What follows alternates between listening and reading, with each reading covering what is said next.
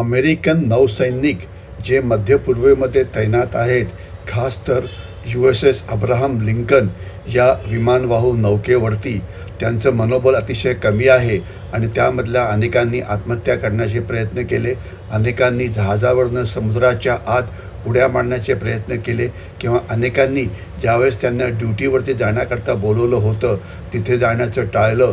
अशा प्रकारचे रिपोर्ट मीडियामध्ये येत आहेत. तर त्याचं आपण विश्लेषण कसं करतो? लक्षात असावं की जे हे युद्ध सुरू आहे इराण आणि USAचं, यामध्ये अमेरिकेने त्यांच्या 2 ते 3 एअरक्राफ्ट कॅरियर्सच्या समुद्रामध्ये तैनात केलेले आहेत आणि एअरक्राफ्ट कॅरियर जे असतात त्याच्यावरती 5 ते 6 हजार सैनिक असतात आणि जागा अतिशय कंजेस्टेड असते आणि लाईफ हे बऱ्यापैकी टफ असतं.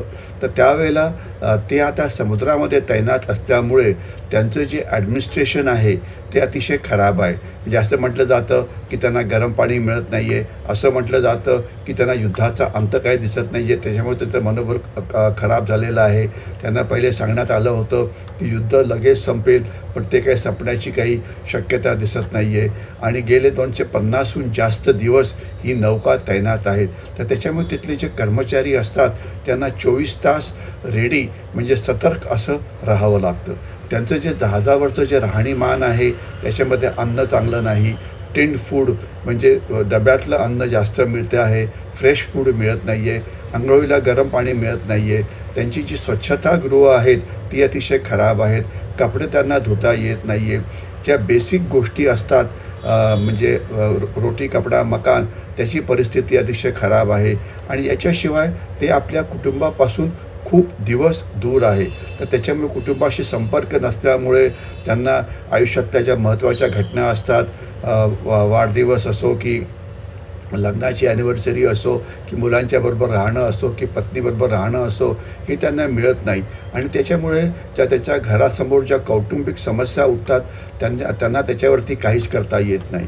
तर त्याच्यामुळे त्यांचं जे मनोबल आहे ते कमी होतं आणि यामुळे काही जणांनी आत्महत्या करण्याचा प्रयत्न केला, काही जणांनी जहाजावरनं समुद्रात उडी मारण्याचा प्रयत्न केला, काही जणांनी ड्युटीवरती येण्याकरता टाळलं.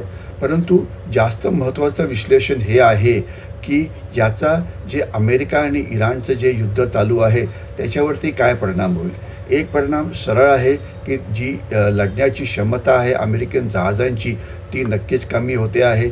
मानसिक थकवा हा आल्यामुळे सैनिकांच्या चुका वाढतात, अपघात त्याच्यामुळे वाढू शकतो, त्यांची युद्धसज्जताही कमी होते आणि थोडक्यात जे नौदल आहे किंवा एअरक्राफ्ट कॅरियर आहे अब्राहम लिंकन, त्यांची जी एफिशियन्सी आहे ती कमी होणार आहे. अर्थात अब्राहम लिंकनची जागा आता एक जॉर्ज वॉशिंग्टन नावाची नौका घेईल अशा प्रकारचे रिपोर्ट येत आहेत. परंतु जो सध्या मानसिक युद्ध सुरू आहे त्याच्यामध्ये इराण आणि चीन आणि इतर राष्ट्र अमेरिकेला तर चिडवत आहेत, अमेरिकेच्या जनतेवरती दबाव टाकत आहेत आणि अमेरिकेच्या जनतेवरती आता इतका जास्त मानसिक दबाव पडलेला आहे या युद्धाचा, या युद्धामध्ये केलेल्या चुकांचा, डोनाल्ड ट्रम्प यांच्या चुकीचा. तर 70 ते 80% अमेरिकन लोकांना वाटतं की या युद्धामध्ये अमेरिकेचा पराभव हा होतो आहे आणि अशाच प्रकारची परिस्थिती अमेरिकेवरती आलेली होती. व्हिएटनामचं युद्ध ज्यावेळेला सुरू होतं त्यावेळेला शेवटच्या टप्प्यामध्ये ते कॉम्बॅट फटिंगमुळे ते सैनिक थकलेले होते आणि त्यांना तिथून पळून जावं लागलं. तोच प्रकार काही प्रमाणात घडला अफगाणिस्तानमध्ये, जिथे अमेरिकन सैन्य हे लढण्याकरता तयार नव्हते.